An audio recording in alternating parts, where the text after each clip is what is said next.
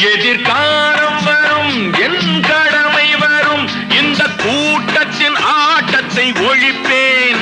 பொது நீதியிலே புது பாதையிலே வரும் நல்லோர் முகத்திலே விழிப்பேன். வரும் நல்லோர் முகத்திலே விழிப்பேன். நான் ஆணையிட்டால் அது நடந்து விட்டால் இங்கு ஏழைகள் வேதனைப்பட மாட்டார். உயிர் உள்ளவரை ஒரு துன்பமில்லை, அவர் கண்ணீர் கடலிலே விழமாட்டார். அவர் கண்ணீர் கடலிலே விழமாட்டார்.